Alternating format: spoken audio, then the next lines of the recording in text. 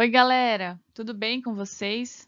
Vamos aos conceitos de coesão e coerência que estão no módulo 37 do caderno 4, página 7. Vamos lá? Vamos ao conceito de coesão textual. Coesão é a articulação entre os elementos do texto, como as palavras, frases, parágrafos, segmentos, eles estão unidos, como estão conectados. Quando vocês lembrarem de coesão, lembrem de conexão, união, ligação. O seu texto precisa ter frases bem ligadas, bem conectadas. Por isso, a coesão tem a ver com a estrutura do texto, com o uso correto das palavras para que haja essa ligação, para que haja essa união, para que de fato seja um texto bem feito. Imaginem que o texto é um tecido. O tecido é formado por muitas linhas, certo?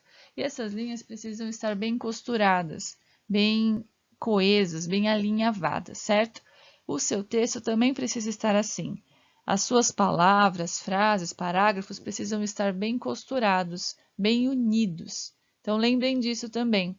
O seu texto tem que ser um tecido de palavras bem entrelaçadas, para que o seu texto não vire um amontoado de frases sem conexão, né? Para que ele seja coeso, bem feito, unido e, consequentemente, tenha sentido, certo?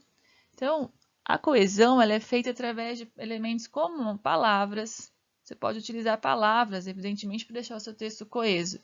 Por exemplo, aqui você pode usar palavras como sinônimos, para que o seu texto fique coeso. Um faz referência ao outro, substitui a palavra já citada anteriormente.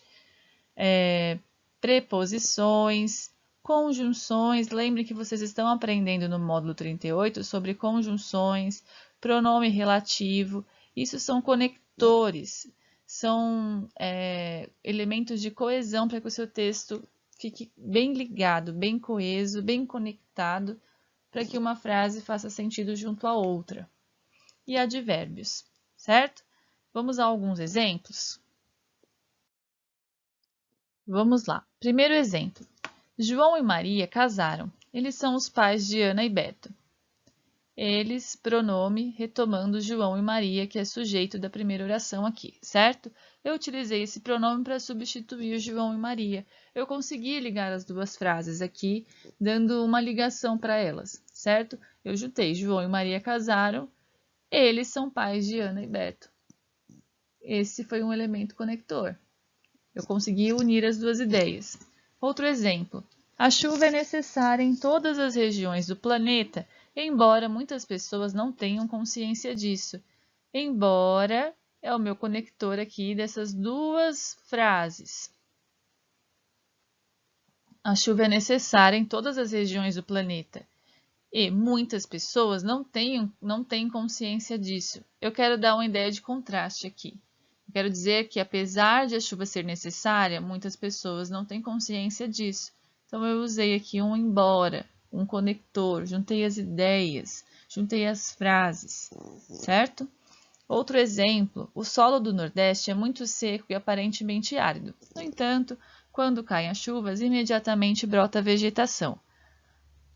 Eu quero conectar aqui a ideia de que o solo do Nordeste é seco com a ideia de que quando as chuvas caem, a vegetação brota. Então, eu coloquei aqui um elemento que liga essas duas orações. Quero dizer também aqui, dando uma ideia de contraste, que apesar de ser um solo seco, quando cai a chuva, a vegetação brota. Liguei, fiz uma conexão entre as duas orações aqui, entre as duas ideias, as duas frases, usando o no entanto, tá bom? A coesão também é feita, como eu falei para vocês, através de sinônimos, hiperônimos e hipônimo. Olha só, sinônimos vocês já sabem, são palavras com significados semelhantes. Por exemplo, nós podemos aqui usar a palavra casa e lar, são sinônimos, certo? Problema, um sinônimo para problema poderia ser adversidade, dificuldade, dependendo do seu contexto. Dificuldade. Não coube aqui. Dificuldade. Pronto. São sinônimos. Então, no seu texto, você já escreveu, por exemplo, a palavra problema. Você pode, mais para frente, utilizar outra palavra, não sei, dificuldade, para substituir problema, para não repetir a palavrinha problema, retomando o que você já tinha falado, certo? Então, é um elemento de coesão. Outro exemplo aqui é o hiperônimo. O hiperônimo tem sentido com o hipônimo. O que é isso? O hiperônimo é o termo mais genérico em relação a algum outro. E o hipônimo é o termo mais específico. Um é um termo mais genérico, o outro mais específico em relação a um outro. Como entender isso? Vamos ver aqui nos exemplos que eu acho que fica mais fácil de entender. Olha só. A palavrinha animal é um termo mais genérico, pode ser qualquer animal. Por isso, ela é chamada de hiperônimo. Nesse contexto aqui, nesse exemplo, animal é o termo mais genérico, portanto, é um hiperônimo. A palavra felino já é um termo mais específico. É um animal, né? Está se tratando de animal, mas é um termo mais específico em relação à palavra animal. Agora, eu não estou falando de qualquer animal, é o animal felino. Então, felino é um termo mais específico do mundo animal, certo? Então, em relação ao hiperônimo animal, felino é um hipônimo, certo?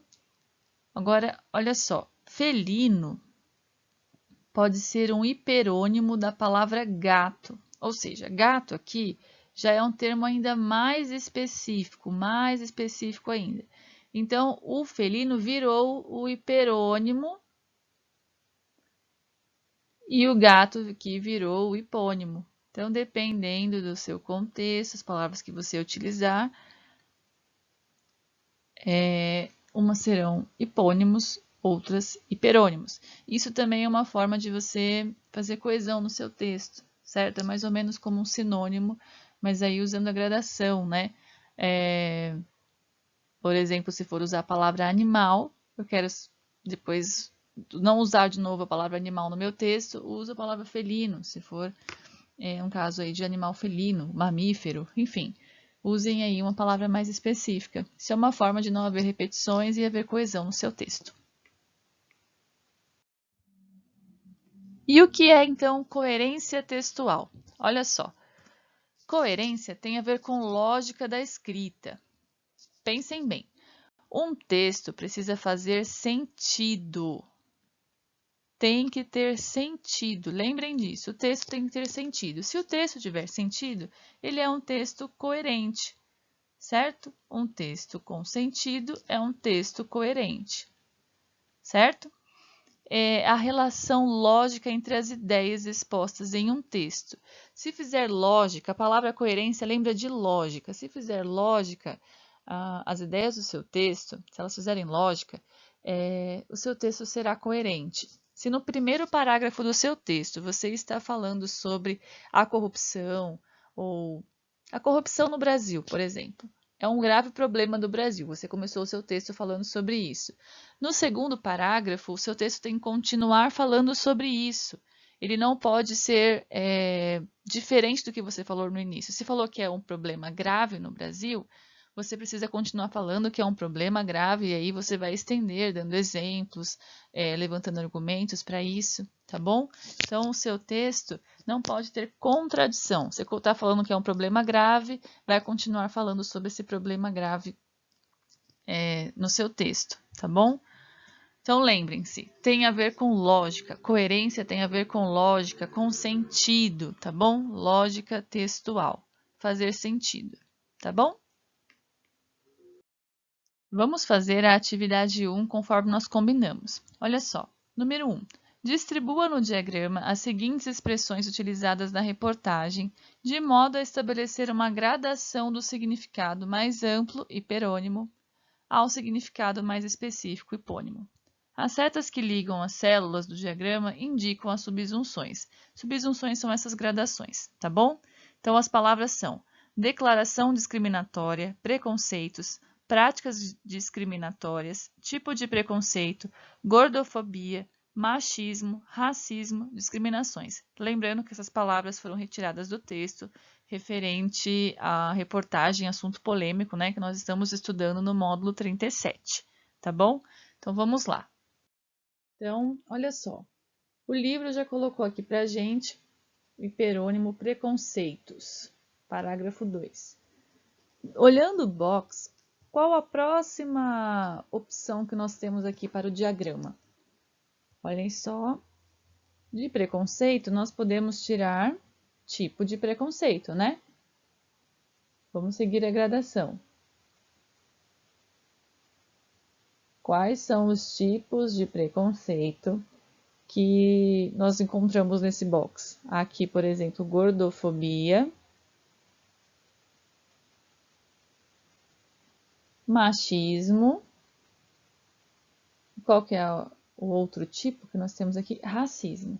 Pronto, fizemos aqui a gradação indicando os tipos de preconceito.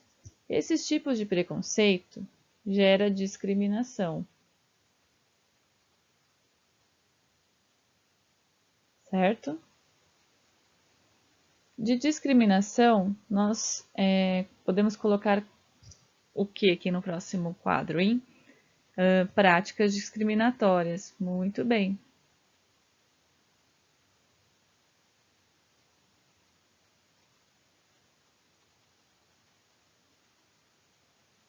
E por último, ficamos com a declaração, né? Prática e declaração.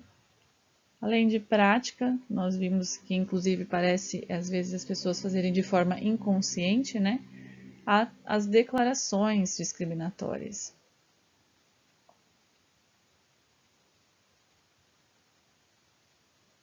Ops, que é a declaração discriminatória. Certo? Então é isso.